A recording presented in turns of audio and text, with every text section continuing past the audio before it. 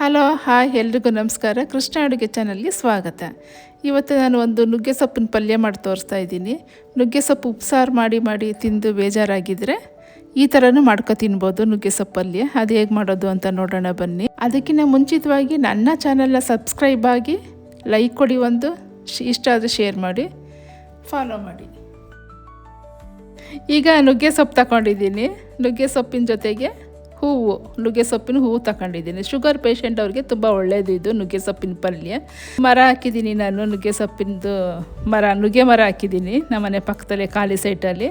ಅದರಲ್ಲೇ ಕಿತ್ಕೊಂಡು ಒಂದು ವಾರದಲ್ಲಿ ಒಂದು ಸಲ ಸಾಂಬಾರು ಮಾಡ್ತೀನಿ, ನುಗ್ಗೆ ಸೊಪ್ಪು ಉಪ್ಸಾರು ಮಾಡ್ತೀನಿ. ಇಲ್ಲಾಂದರೆ ಅದು ಬೇಜಾರಾಗಿದ್ದರೆ ನುಗ್ಗೆ ಸೊಪ್ಪಿನ ಪಲ್ಯ ಮಾಡ್ತಾಯಿದ್ದೀನಿ. ಸ್ವಲ್ಪ ಈರುಳ್ಳಿ ಸಣ್ಣ ಸಣ್ಣದಾಗಿ ಕಟ್ ಮಾಡ್ಕೊಂಡಿದ್ದೀನಿ. ಜೊತೆಗೆ ಒಂದು 5 ಮೊಟ್ಟೆ ತಗೊಂಡಿದ್ದೀನಿ.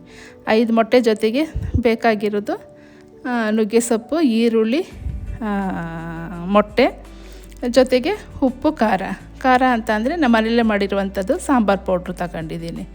ಈಗ ಹೇಗೆ ಮಾಡೋದು ಅಂತ ನೋಡೋಣ ಬನ್ನಿ. ಮೊದಲನೇದಾಗಿ ಒಂದು ಪಾತ್ರೆ ಇಟ್ಕೊಂಡು, ಸ್ಟವ್ ಹಚ್ಕೊಂಡು ಒಂದು ಪಾತ್ರೆ ಇಟ್ಕೊಂಡು ಅದಕ್ಕೆ ಸ್ವಲ್ಪ ಎಣ್ಣೆ ಹಾಕೋತಾ ಇದ್ದೀನಿ.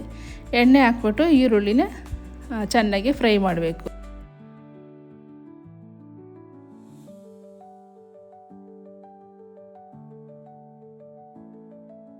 ಈರುಳ್ಳಿ ಬೇಯೋದಕ್ಕೆ ಸ್ವಲ್ಪ ಉಪ್ಪು ಹಾಕ್ತಾಯಿದ್ದೀನಿ. ಉಪ್ಪು ಹಾಕ್ಕೊಂಡು ಚೆನ್ನಾಗಿ ಫ್ರೈ ಮಾಡಬೇಕು. ಸ್ವಲ್ಪ ಕಲರ್ ಚೇಂಜ್ ಆದಮೇಲೆ ನುಗ್ಗೆ ಸೊಪ್ಪು ತಗೊಂಡಿದ್ನಲ್ಲ, ನುಗ್ಗೆ ಸೊಪ್ಪು, ಅದನ್ನು ಹಾಕಿ ಚೆನ್ನಾಗಿ ಈರುಳ್ಳಿ ಜೊತೆಗೆ ಚೆನ್ನಾಗಿ ಫ್ರೈ ಮಾಡಬೇಕು. ಚೆನ್ನಾಗಿ ಹುರಿಬೇಕು, ಚೆನ್ನಾಗಿ ಬಾಡಿಸ್ಕೋಬೇಕು.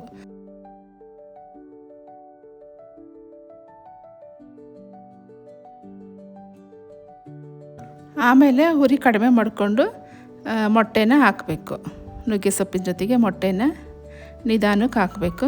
ನಾವು ಎಷ್ಟು ತಗೊಂಡಿದ್ದೀವಿ, ನಮಗೆ ಎಷ್ಟು ಬೇಕೋ ಅಷ್ಟು ಮೊಟ್ಟೆ ಹಾಕೋಬೋದು. ಜಾಸ್ತಿ ಬೇಕು ಅಂದರೆ ಜಾಸ್ತಿ ಹಾಕೋಬೋದು, ಇಲ್ಲಾಂದರೆ ಕಡಿಮೆ ಬೇಕು ಅಂದರೆ ಕಡಿಮೆ ಹಾಕೋಬೋದು. ನಾನು ಒಂದು 5 ಮೊಟ್ಟೆ ಹಾಕ್ತಾಯಿದ್ದೀನಿ. ಸಣ್ಣ ಉರಿಲೇ ಚೆನ್ನಾಗಿ ಅದನ್ನು ಸೊಪ್ಪಿನ ಜೊತೆಗೆ ಚೆನ್ನಾಗಿ ಬಾಡಿಸ್ಕೋಬೇಕು. ಎಲ್ಲ ಆದಮೇಲೆ ಗೊತ್ತಾಗುತ್ತೆ ನಮಗೇನೆ. ಅದೆಲ್ಲ ಆದಮೇಲೆ ನಮ್ಗೆ ಎಷ್ಟು ಬೇಕೋ, ಖಾರ ಬೇಕು ಅಂದರೆ ಖಾರ, ಇಲ್ಲಾಂದರೆ ಸ್ವಲ್ಪ ಕಡಿಮೆ ಹಾಕೋಬೇಕು. ನಮ್ಗೆ ಎಷ್ಟು ಬೇಕು ಅಷ್ಟು ಖಾರ ಹಾಕೋಬೋದು.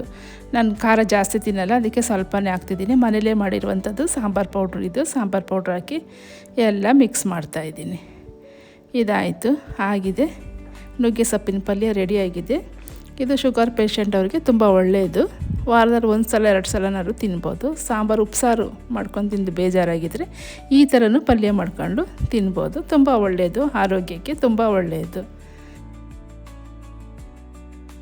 ಇದೇ ರೀತಿ ಹೆಚ್ಚಿನ ವೀಡಿಯೋಸ್ಗಾಗಿ ನನ್ನ ಚಾನಲ್ನ ಸಬ್ಸ್ಕ್ರೈಬ್ ಆಗಿ, ಇಷ್ಟ ಆದರೆ ಶೇರ್ ಮಾಡಿ, ಒಂದು ಲೈಕ್ ಕೊಡಿ, ಫಾಲೋ ಮಾಡಿ. ಇದೇ ಥರ ನೀವು ಮನೇಲೇ ಮಾಡಿಕೊಂಡು ಊಟ ಮಾಡಿ. ಧನ್ಯವಾದಗಳು.